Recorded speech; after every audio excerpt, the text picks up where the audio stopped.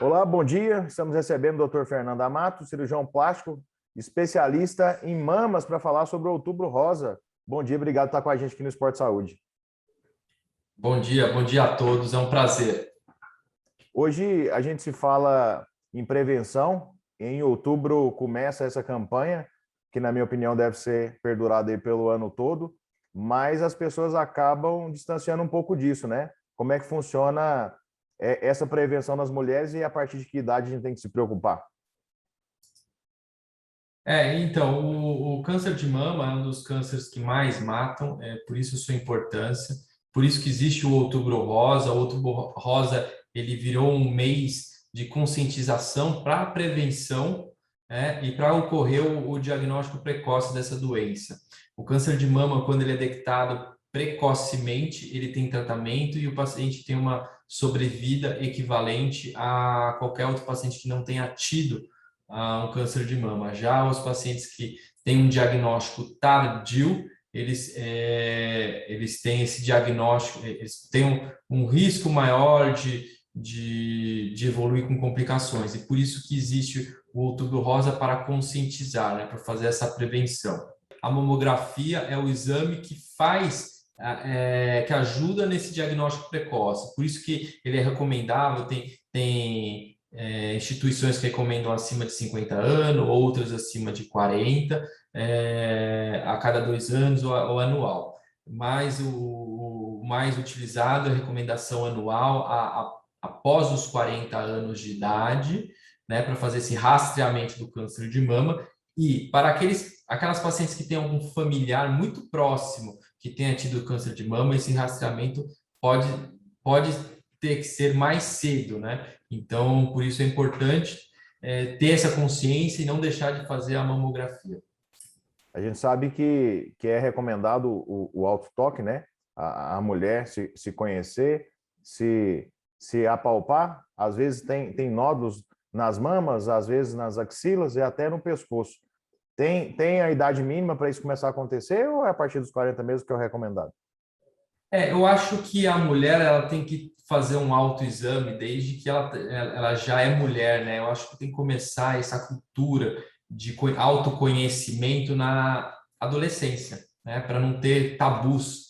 E então, até mesmo para entender, porque às vezes tem muitos dos nódulos que aparecem, eles são benignos. Aliás, a maioria dos nódulos são benignos. Então, o autoexame, ele é um teste que ele tem uma sensibilidade muito grande então ele vai detectar um monte de doenças que não são câncer de mama e pode fazer o diagnóstico às vezes mais tardio, porque quando um câncer de mama ele é palpável, ele já está um pouco mais avançado. Então ele não pode ser o único exame e não substitui a mamografia, mas ele é um exame que, poxa, o paciente não está tendo acesso ao exame, está vendo que tem um nódulo na mama e que apareceu, ele tem que procurar um médico, tem que iniciar uma investigação, não pode fugir, não pode entrar em negação, falar, não é, eu tenho certeza, Deus não quer, não. Pode ser, então o paciente precisa procurar uma ajuda e qualquer médico pode iniciar essa investigação. Então, o autoexame ele é muito importante, realmente, às vezes, identifica um nódulo na axila, que já é uma doença mais avançada. Então, qualquer coisa que palpar, tem que procurar um médico para dar andamento e talvez pedir algum exame complementar. Esses sinais são mais perceptíveis assim? É vermelhidão, dor, acontece ou é só um nódulo mesmo? Então, pode aparecer. Agora, com a pandemia, a gente está sofrendo isso, porque essas doenças parece que se esqueceram no mundo, né? E agora elas estão vindo um pouquinho mais avançadas. Isso é uma tristeza para a gente, como médico, ter que tratar uma doença avançada. Então, um câncer de mama, ele pode aparecer além do nódulo, ter uma vermelhidão, ter um endurecimento, ter dor, né? É claro que dor na mama pode estar muito mais relacionado ao ciclo menstrual do que a um câncer de mama. Mas quando não tinha essa doença, nunca teve esses sintomas e começa a aparecer uma coisa diferente, alguém tem que examinar essa mama.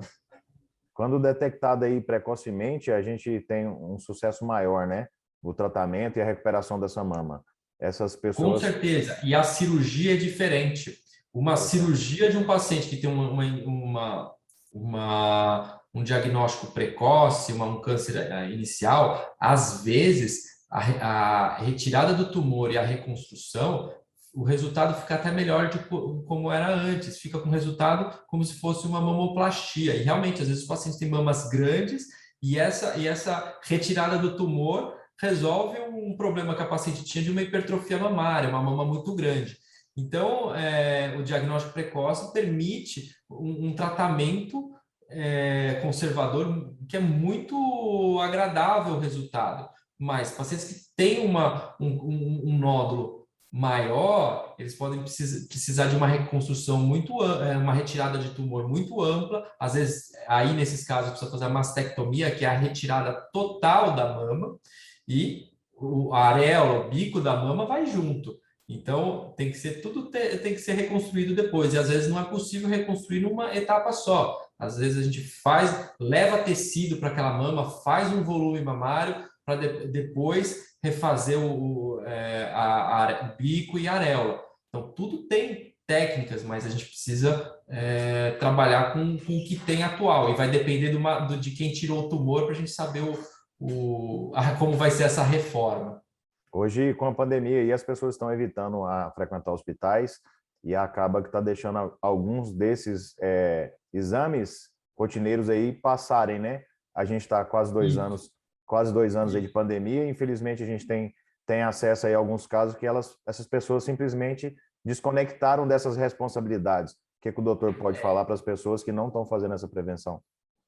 Aqui, então, isso, deixar de fazer o segmento não pode, precisa ter uma avaliação anual. Mas também a gente vê que também não é culpa dos pacientes. Os sistemas estão sobrecarregados e os serviços ficaram abandonados. Então, a gente vê em São Paulo hospitais públicos que tinham uma rotina de cirurgias, de retirada de tumor, de reconstrução, e que ficaram atendendo só pacientes COVID, né? Foram transformados em UTI. O que acontece? A todo aquele público que tinha um fluxo já tinha até cirurgia marcada, foram ficando de lado, e os pacientes, e muitas vezes se faz quimioterapia antes da cirurgia. E aí, não, esse caso está muito avançado, vou mandar para quimioterapia. Não consegue a quimioterapia, o caso avançado acaba ficando mais avançado ainda, e a gente tem cirurgias que às vezes fica até irressecável o tumor, tem que levar costela, músculo, e a sobrevida desses pacientes diminui. Isso é um grande problema, que a gente acaba entrando no processo de metástase, né? Acaba espalhando para mais tecido, e aí vai complicando cada vez mais a situação aí do paciente, dificultando a vida do médico. Exatamente. A metástase, ela pode ser tanto para os linfonodos, né, que a gente já faz esse tratamento na retirada do câncer de mama, como também pode ir para o pulmão, né? Então, acho que já começa pulmão, ossos, né? Então acaba cérebro, e aí vai. Aí o paciente vai falecer de uma doença que era conhecida, prevenível, que podia ter tido um diagnóstico precoce, porque existem campanhas para isso, e acabou sendo prejudicada pelo momento que apareceu a doença por conta da pandemia. Pacientes que têm já casos detectados na família, tem alguma forma de prevenção? Então, existe um teste genético, né, que a gente pode fazer, que existem duas alterações genéticas, que é o BRCA1 e BRCA2. Quando existem essas alterações genéticas, o paciente ele tem um alto risco de desenvolver o câncer de mama. Então, o paciente consegue se planejar, né? Se realmente ele está vendo que tem risco de desenvolver, ele pode até fazer uma mastectomia profilática, ou seja, retirar a mama para evitar o câncer.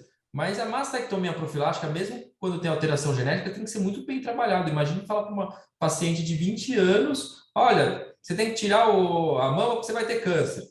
Então, muitas vezes esse paciente ele pode optar, falar assim, não, vou fazer um acompanhamento, faço mamografia, vou ter meu filho, vou amamentar, e no mais para frente eu faço, ou eu faço o diagnóstico precoce, e se tiver que fazer o tratamento eu faço. Ela vai ter um risco maior, aliás, um risco alto de desenvolver até o final da vida, mas também ela não precisa se submeter a uma cirurgia que não é urgência, às vezes no momento inconveniente, às vezes aquele momento não é um momento de fazer uma cirurgia, porque uma cirurgia vai ter complicações da cirurgia, às vezes tem uma dinâmica toda familiar e não tem, então a paciente consegue se organizar. Mas é uma cirurgia que realmente tem entrado, tem sido realizada, porque tem até a Angelina Jolie fez isso e ficou muito famosa essa cirurgia profilática por causa dela, porque ela fez. No caso de detecção desses 2 genes aí, da retirada das mamas, esse grau de câncer aí não pode surgir em outro tecido ou ele é específico da mama? Então, o BRCA1, o BRCA2, ele está relacionado com alguns outros cânceres, mas são cânceres com influência hormonal, então de ovário. Então, tem outros tratamentos também de outros cânceres que precisam ter esse tratamento. Então, essas alterações genéticas, elas vão mexer muito com a nossa cabeça, porque agora a gente vem se faz um teste genético, vem com toda a sua carga genética, olha, você pode ter isso, pode ter aquilo, pode ter aquilo, pode ter aquilo, e você não tem nada e já está morrendo. Então, eu tenho um teste genético meu, eu fui abrindo aos poucos, porque eu falei assim, eu vou saber do que eu vou morrer. Mas, graças a Deus, eu não tenho nenhuma alteração. Mas começa isso, você pode ter miopia com tantos anos, você pode ter Alzheimer, tem um risco maior de ter Alzheimer. Começa a deixar a gente desesperado para fazer tratamentos de doenças que a gente não tem. Então, a gente tem que tem que ser muito criterioso para aquilo. Talvez fazer um preventivo, ficar mais atento, que pode ser aquilo, mas se desesperar por uma doença que estão falando que você pode ter e não tem, é realmente complicado. Doutor Fernando Amato, queria agradecer o papo. Muito bom, muitas informações. E as pessoas que queiram conhecer melhor o seu trabalho, como é que faz? Bom, meu Instagram é @meu.plastico.pro. Eu tenho muitos vídeos legais no YouTube, então quem quiser procurar no YouTube, coloca Fernando Amato Cirurgia Plástica. Esse mês de outubro eu vou tentar colocar o máximo possível de conteúdo relacionado à mama, que eu acho que a gente tem muito a contribuir, principalmente nos casos de reconstrução de mama e alterações na mama, não só por câncer. Eu acho que não é nem para conhecimento da população, então serve para todo mundo que esteja no Brasil, para até mesmo ter uma orientação em relação às patologias da mama e os tratamentos que podem ser realizados. Maravilha, obrigado. O Programa Esporte Saúde agradece. Parabéns pelo trabalho e sempre à disposição aqui, TV Gazeta, para o que precisar. Muito obrigado pelo convite. Um abraço para todos. Grande abraço. Vamos para um rápido intervalo e a seguir vamos receber o professor de dança Diego Rocha. Não saia daí, voltamos já.